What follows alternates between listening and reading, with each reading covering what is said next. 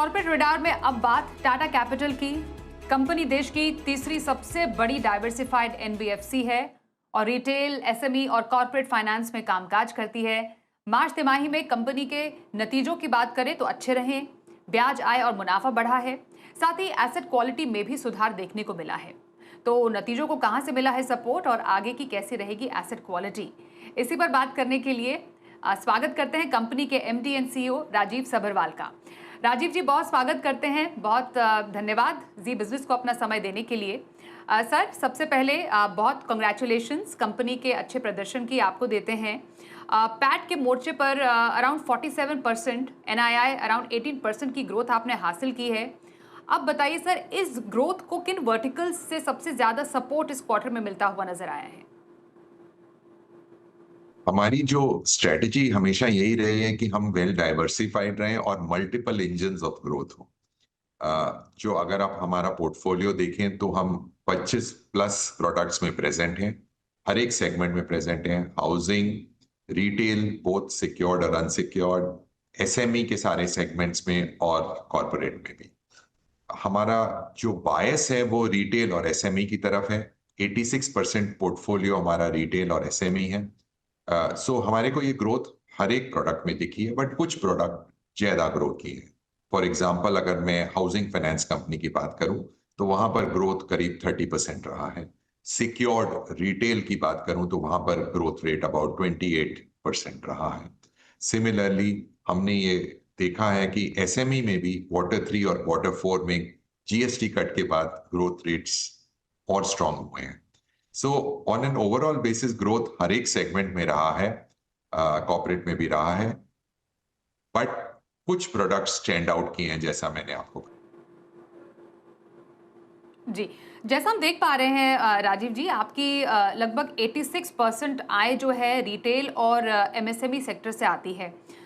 Retail segment में जो performance है ये अगर बता पाएं कि कैसी रही है, ये भी बताइए। खासकर होम लोन, पर्सनल फाइनेंस और मोटर लोन जैसे सेगमेंट्स में ग्रोथ को लेकर किस तरीके की परफॉर्मेंस रही है?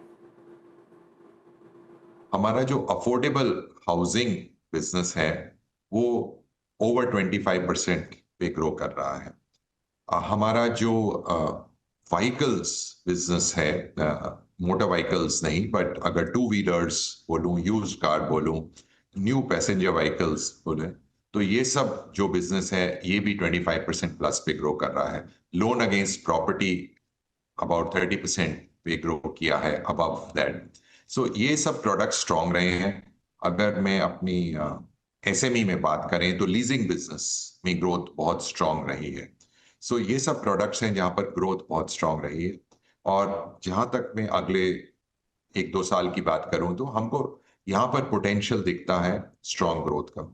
अगर पिछले साल में हमारा जो रिटेल अनसिक्योर्ड था वह हमने ग्रोथ कंट्रोल की थी बिकॉज हम क्वालिटी कंट्रोल कर रहे थे, बट पिछले 1-2 क्वार्टर्स में वहां पर भी हमने ग्रोथ एक्सेलरेट किया और हमारी उम्मीद है नेक्स्ट ईयर रिटेल अनसिक्योर्ड भी बहुत स्ट्रॉन्ग ग्रो करेगा।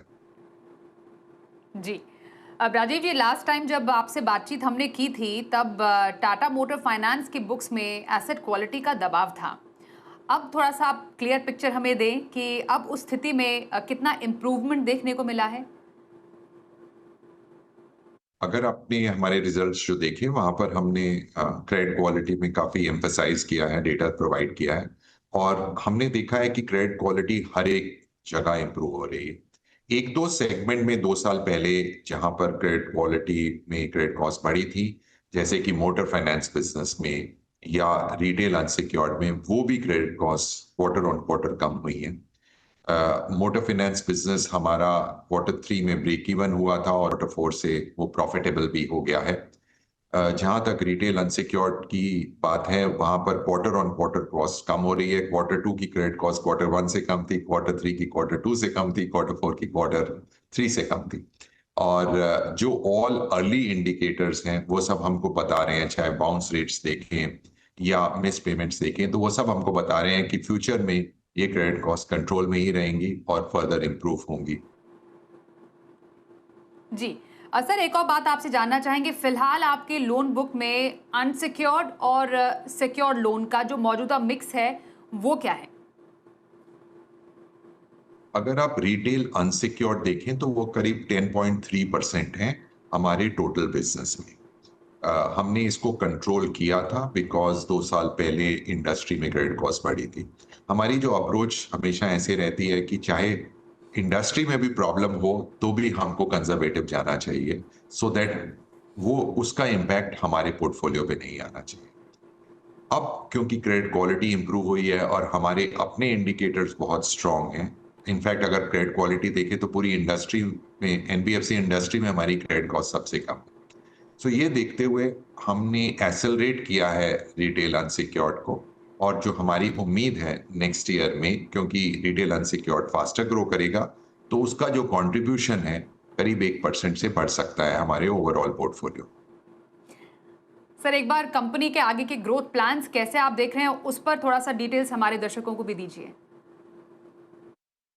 हमारी जो अप्रोच रही है बिजनेस की तरफ, कि वो ऐसा बिजनेस बिल्ड किया जाए जो कि बहुत रेजिलिएंट हो, कि अगर कोई इकोनॉमी में प्रॉब्लम भी आए तो हमारे ऊपर उसका इम्पैक्ट कम होना चाहिए, और अगर ग्रोथ हो तो हम उसका पूरा एडवांटेज ले सकें।